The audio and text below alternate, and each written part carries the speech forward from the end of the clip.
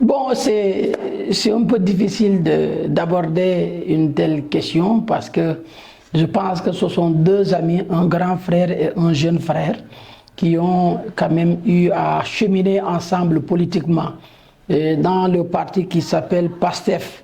Donc, le PASTEF, c'est cette nouvelle façon de faire de la politique.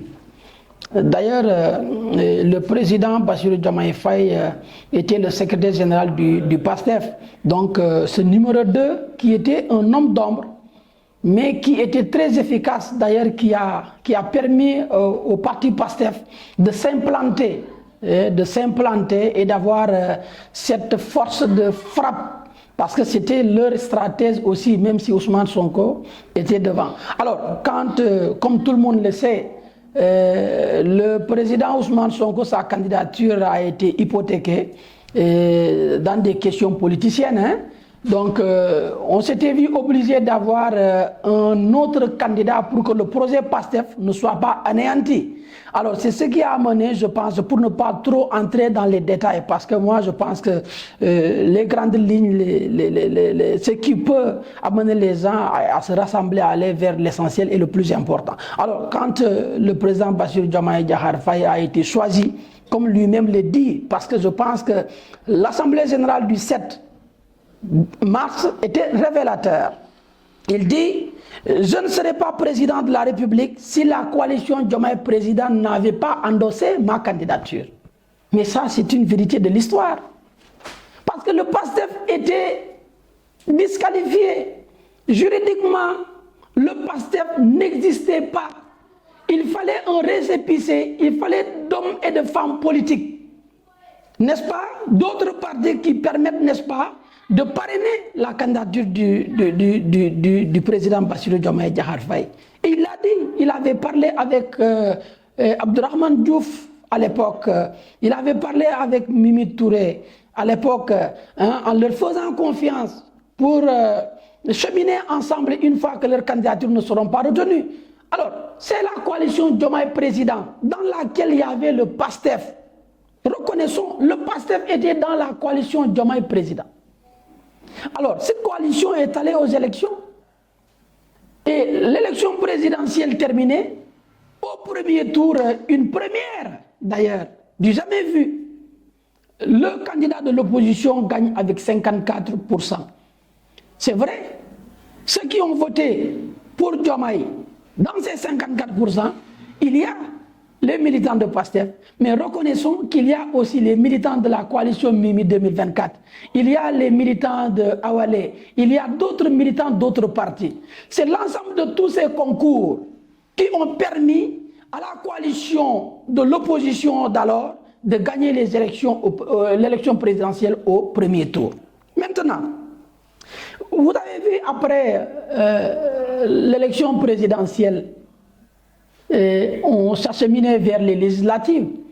Le président Ousmane Sonko a pris une décision unilatérale d'écarter la coalition Diomaye président pour miser sur le PASTEF pour aller aux élections. Alors, ça a fait du bruit pour certains qui étaient frustrés, qui n'étaient pas d'accord. Le président, quand on lui a fait savoir que cette décision a été prise, il a constaté. Il a constaté. Alors, le PASTEF est allé aux élections législatives sous sa propre bannière. Les députés aujourd'hui sont élus, n'est-ce pas, à travers cette liste de PASTEF. Chose qui a déplu à certains alliés, même s'ils ont pris leur mal en patience. Avec le temps, le président l'a dit, parce que moi je l'ai écouté le 7 mars lors de cette assemblée générale. Il dit: la coalition Diomaye, après la victoire, n'a tenu que 2 rencontres. 2 rencontres. Donc cette coalition qui a porté le président au pouvoir doit pouvoir se déployer dans toute l'étendue du territoire national et international pour mobiliser, parce que le président de la République a besoin d'un soutien populaire pour la vulgarisation de ses actions politiques à la tête de l'État. Parce que les Sénégalais ont besoin de savoir qu'est-ce que le président est en train de faire, quelle est la vision qu'il incarne, quels sont les choix qu'il opère, quels sont les actes qu'il pose, avec quelle stratégie il compte développer ce pays-là. Cette information ou ces informations doivent de manière permanente au quotidien aller, n'est-ce pas, à l'endroit des Sénégalais. Parce qu'il y a un devoir d'information que le gouvernant a à l'endroit des gouvernés. Les Sénégalais ne doivent pas rester sans savoir comment ils sont gérés, comment leur pays est géré. Et le président dit, j'ai besoin des gens dynamiques qui apportent ces informations à l'État pour qu'il n'y ait pas de mythe, qu'il n'y ait pas de rupture, qu'il n'y ait pas de cassure entre moi et le peuple. Parce que le peuple, je travaille pour lui. Donc il doit être au courant de mes agissements, des actes que je pose, les actions que nous entreprenons. Et il a raison. Maintenant, ça a été mal vu pour certains, pensant que si le président fait revenir la coalition Diomaye Président, c'est parce que tout simplement il a des ambitions personnelles. Mais qui n'a pas d'ambition personnelle en politique? Moi, j'ai appris quelque chose de Maître Abdoulaye Wade. Il dit en politique, l'ambition est un devoir. Ne pas avoir d'ambition en politique vaut mieux abandonner.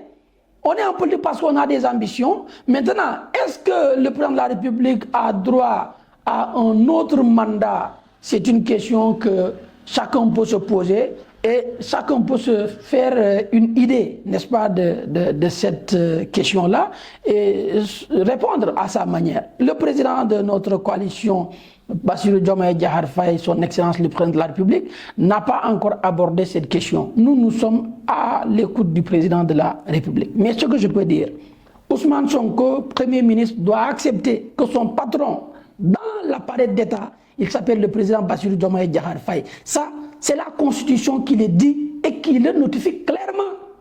Le président de la République est la clé de voûte de toutes les institutions.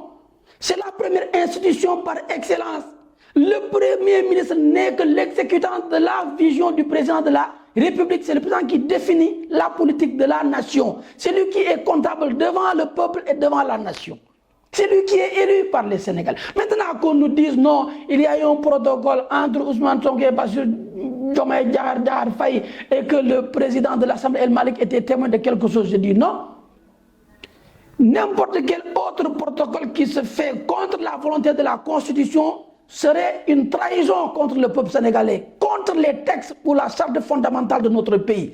Le seul vœu ardent, le seul engagement qui lie le président, c'est celui qu'il a envers la constitution de notre pays. La constitution du Sénégal dit que le président est élu au suffrage universel direct pour un mandat de 5 ans. Donc Bassirou Diomaye Diakhar Faye est président de la République jusqu'à 5 ans. Et la Constitution dit renouvelable une fois. Celui qui est élu et qu'il fait 5 ans, s'il veut renouveler son bail, il a le droit d'être candidat encore. Si le peuple lui fait confiance, il doit pouvoir être à la tête de l'État pour une deuxième fois pour un second mandat. Après le deuxième mandat, il ne pourra plus compétir. Donc je pense que si Bassirou Diomaye Diakhar Faye demain a les ambitions d'être candidat en 2029, ça ne doit pas être un problème.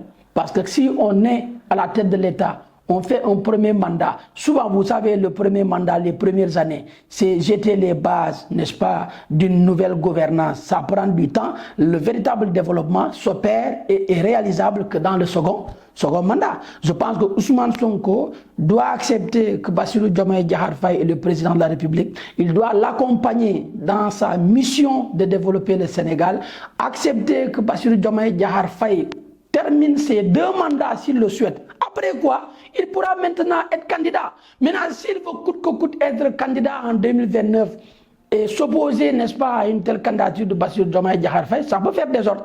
Et je pense que s'il le fait, ce n'est pas dans son intérêt. Et politiquement, ça peut le casser. Ce qui est sûr et certain, je sais que le peuple est avec le président de la République. Nous l'accompagnons à notre manière et on ira jusqu'au bout.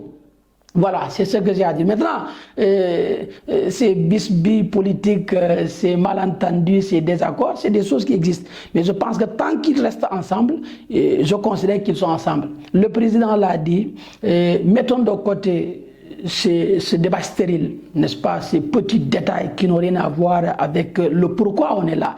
Ce que les Sénégalais attendent de nous, c'est apporter des solutions aux problèmes qu'ils rencontrent au quotidien. La question de la candidature et de la politique politicienne, ça c'est après.